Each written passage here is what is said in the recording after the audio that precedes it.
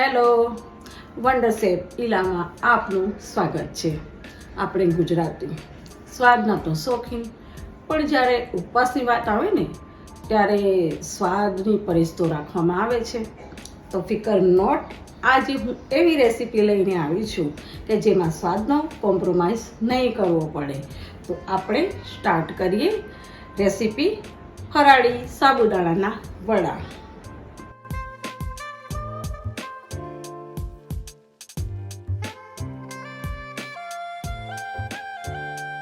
સાબુદાણાને 5 કલાક પલાળી રાખ્યા હતા.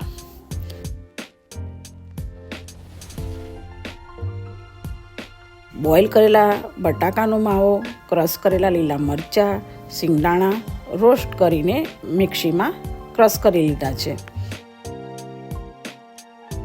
મરી પાવડર, ફરાળી મીઠું, લીંબુનો રસ બધું મિક્સ કરી લઈએ.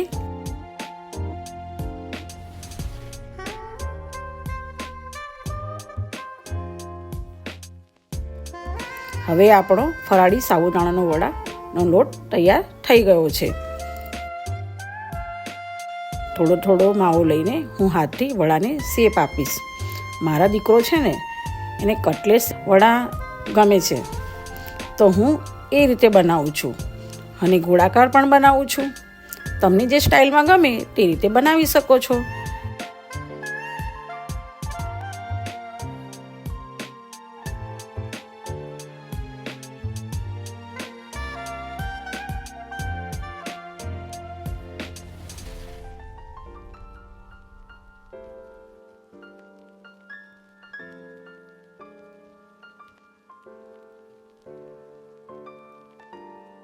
ફ્રાય કરવા માટે આપણે ગેસ ઓન કરી લઈએ. હવે કઢાઈ મૂકીને તેમાં તેલ નાખી લઈએ. આપણો વડાનો ડૂબે એટલું તેલ તો નાખવાનું જ હોય છે. જે વડા તૈયાર કર્યા છે તે સિંગોડાના લોટમાં કોટ કરીને તેને તળી લઈએ.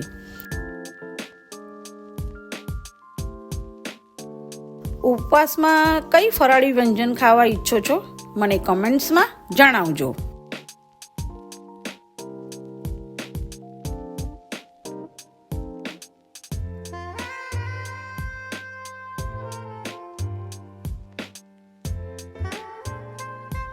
જારાના મદદથી તેને ફેરવી લઈએ.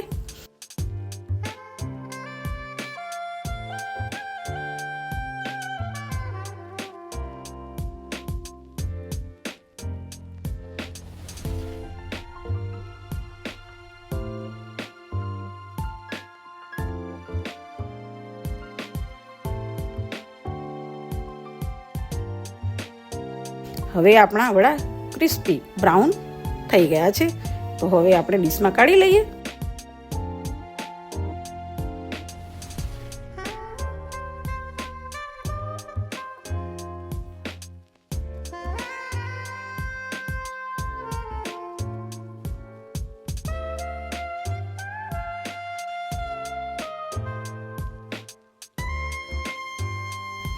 તેની સાથે ગોળાકારના વડા પણ તળી લઈશું. જેટલો ફરાળી સાબુદાણાનો વડાનો માવો તૈયાર કર્યો હોય તેમાં કમસે કમ 5 થી 7 વ્યક્તિ તો ઉપવાસમાં ખાઈ શકે છે. આહા, આપણા વડા તો સરસ બ્રાઉન થઈ ગયા છે. જોઈને ખાવાનું મન થઈ ગયું. હવે આ પણ ડીશમાં કાઢી લઈએ.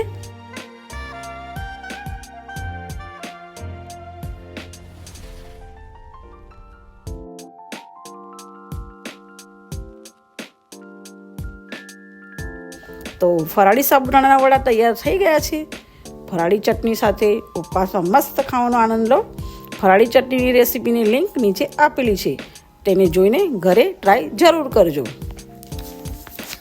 આ વિડીયો ગમ્યો હોય તો લાઈક કરજો, સબસ્ક્રાઈબ કરજો અને તમારા ફેમિલી ફ્રેન્ડ્સને શેર કરજો.